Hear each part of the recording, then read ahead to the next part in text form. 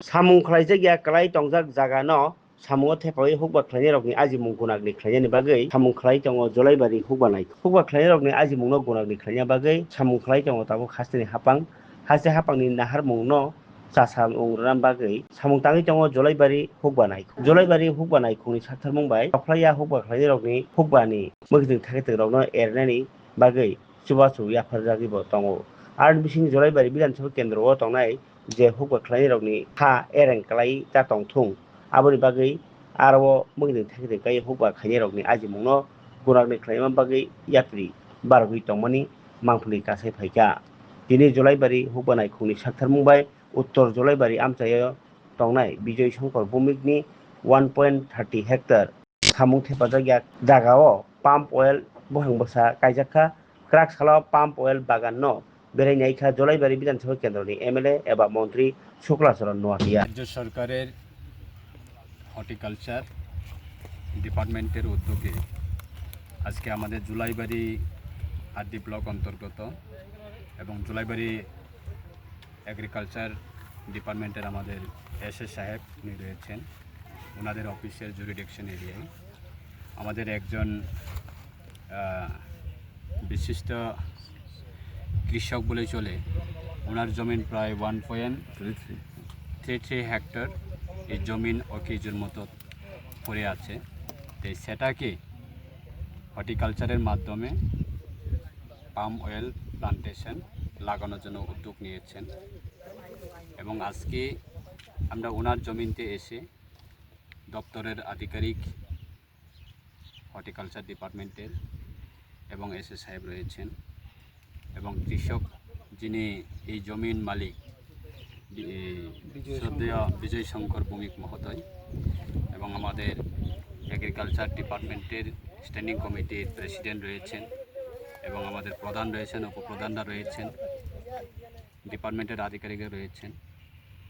আজকে খুব আমার ব্যক্তিগতভাবে আমি ধন্যবাদ জানাচ্ছি দপ্তরের মাননীয় মন্ত্রী শ্রদ্ধেয় রতনলাল নাথ মহোদয় এবং রাজ্য সরকার আজকে আমরা যে জায়গাতে দাঁড়িয়ে যে প্রোগ্রামটা করছি বা প্লান্টেশনটা করছি এই জমিন খুব এটা প্লান্টেশন যেখানে আমরা গাছ লাগানো হয়েছে এটা সাকসেসফুল হবে আমাদের বিশ্বাস এবং বিশেষভাবে কৃষকদের জন্য সুবিধা হবে লাভবান হবে এই জমিন অকেজো মতো পড়ে আছে যখন বর্ষার সিজন ভারী বৃষ্টি হয় তখন এই জমিন থেকে বিভিন্ন ল্যান্ডস্লাইড হয়ে জমিন ক্ষতি হচ্ছে তো সেই জমিটাকে রক্ষা করার একদিকে আমাদের উপায় রয়েছেন প্লান্টেশন এই যে পাম অয়েল লাগানো অপরদিকে বেনিফিশিয়ারি যিনি জমিন মালিক উনি আগামী 4-5 বছরের পরে যে গাছটা আমরা আজকে লাগাচ্ছি সেটা 4-5 বছরের পরে সেটা ইনকাম পাবে ইনকাম শুরু হবে তো সেটা ইন্টারন্যাশনাল মার্কেটিং রয়েছে স্কোপ রয়েছে রাজ্য সরকার বর্তমানে প্রত্যেকটা সমতল থেকে শুরু করে পাহাড় এলাকা পর্যন্ত যেগুলি জমিন অকেজো বা যাদের পাট্টা রয়েছেন বা জুড়লেন রয়েছেন সেটাকে কাজে লাগানোর জন্য কৃষকদের আয় সেটা দ্বিগুণ করার ক্ষেত্রে এবং শুধু পাম অয়েল লাগাচ্ছে সেটা না তার মধ্যেও আরও ক্লাস্টার সিস্টেম করে